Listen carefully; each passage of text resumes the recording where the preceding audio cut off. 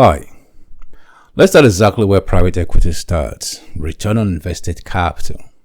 In a PE environment, time is compressed. The capital structure is leveraged, the holding period is finite, and from day one, every operational decision is already pointing towards an exit.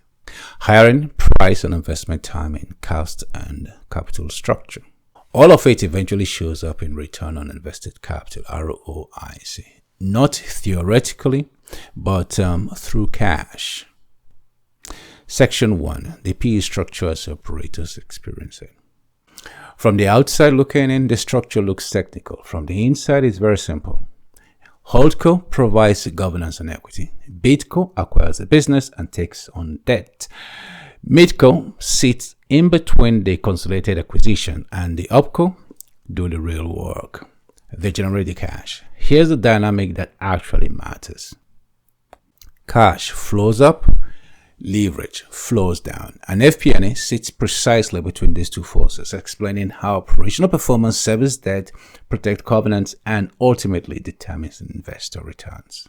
Section 2. Quality of earning, where PE confidence is won or lost. Quality of earnings is not about accounting compliance, it's about confidence. Confidence that EBITDA is recurring, sustainable, and convertible into cash. Because here's the thing, under leverage, earnings quality matters more than earnings size. Capitalized costs that flatter EBITDA but drain cash will surface immediately in covenant pressure. Aggressive revenue accruals that doesn't convert into collections will surface immediately in working capital strain. QOE done properly forces alignment between the P&L, the balance sheet, and ultimately free cash flow. And you know what? FP&A is where that alignment either holds or just breaks. Section 3. Covenants, what actually protects the investment. So here's the thing. Covenants are not legal formalities. They are early warning systems. The most common ones are some of the following. You got your leverage ratio, you got your interest coverage, you got your minimum liquidity, cash sweep thresholds. But the strength of a covenant is not in its definitions. It is how early you can see pressure building. Better covenant outcomes don't come from negotiating softer terms. They come from better operational foresights. And when FP&A is driver-based and fully integrated, leverage ratios are forecast, not monitored. Interest cover is simulated, not explained after the fact. Liquidity is managed through decisions, not firefighting. That's how covenants stop being reactive constraints and start becoming planning boundaries. Section 4. FP&A's real mandate in PE. FP&A in a private equity-backed business is not about reporting cadence. It is certainly not about EPS. It has 4 real mandates. The first one, driver-based modeling, pricing, volume, headcount, cost, behavior, working capital, all flowing through EBITDA, cash, and leverage.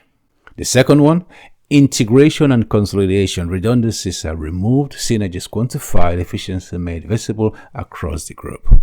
Third, cash and covenant control, not monthly, but continuously. And fourth, exit preparedness. MOIC, multiple of invested capital, IRR, are not calculated at the end. They are shaped operationally month by month. This is where FP&A becomes the translation layer between execution and investor value. Section 5, IFG, where good intentions go wrong. Now, let's take investment for growth, IFG. The intent is almost always right. More people, more marketing, more capability. But without driver-based modeling, IFG often follows a predictable path. Cost rise immediately. Revenue, it lags. Cash tightens, covenants strain. By the time growth materializes, if it does, the damage to free cash flow, leverage, headroom, and IR is already done. FP&A's role is to prevent all of that, to make every pound of IFG visible through cash impact, covenant pressure, and return on capital. Not aspiration, cause and effect. Section 6. The transformation from assumptions to consequences. This is where transformation becomes real. Not enough cost cutting alone, although that matters, but through rebuilding the financial logic of the business. Operational drivers are stacked first.